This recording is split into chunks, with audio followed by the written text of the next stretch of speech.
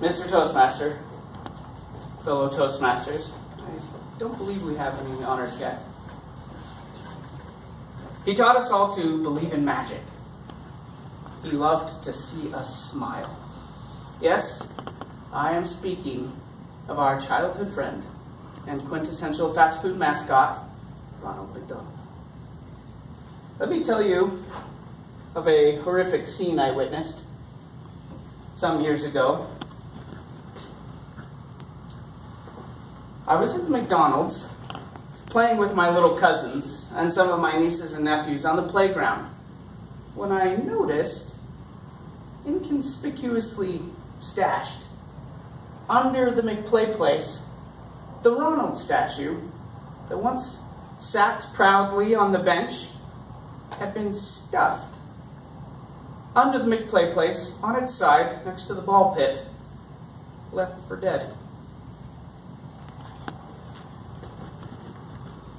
Ostracized, overlooked, and obsolete, where once he dominated the television with spectacular commercials, Ronald no longer holds a position of influence and advertisement. Did upper management decide Ronald was getting too powerful and had to go?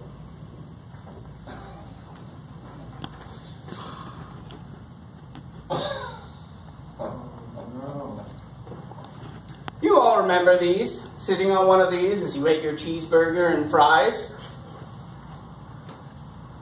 or playing on one of these.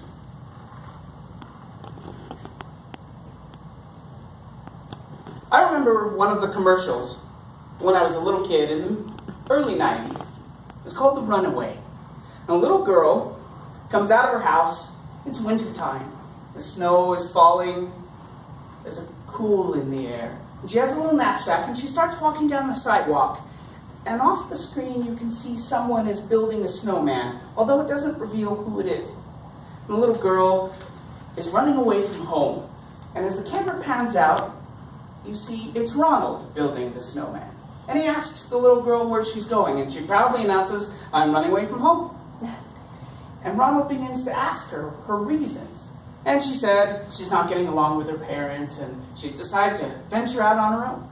After talking to her for a while and letting her know that her parents love her, he convinces her to return home. Then he picks up a little bundle of snow from the ground and blows it into the air, and it turns into a butterfly for her. And she turns around and goes back to her house. These were the kind of magical commercials I grew up with. McDonald's no longer caters to children with rainbows, snow, magic, and music.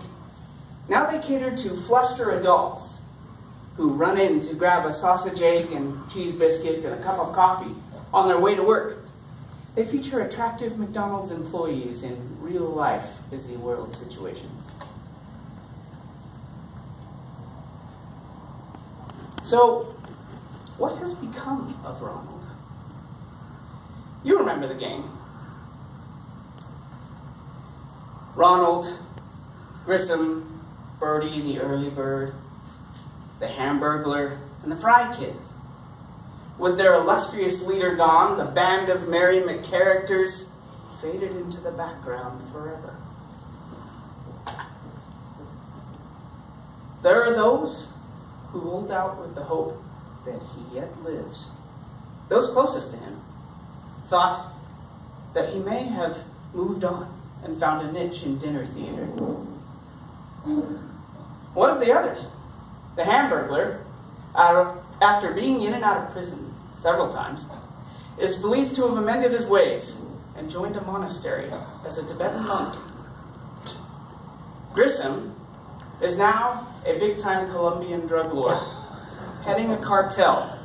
He is currently being tracked by the CIA, or so they say. Birdie the Early Bird, now that McDonald's serves their breakfast all day, has been rendered superfluous. After starting her own band and touring up and down the coast of California, she went on a crusade, building schools for children in Africa. And the Fry Kids, after some government nuclear testing gone horribly awry, Fry Kids were last seen running amok in Tokyo. As for the McNugget Buddies, well, we don't talk about that. So, was he bumped off by a corporate management coup, or did he go into hiding to avoid the paparazzi? We may never know. But, no matter what has become of Ronald, we can always look back and remember that we will always have a friend wearing big red shoes. Mr. Toastmaster.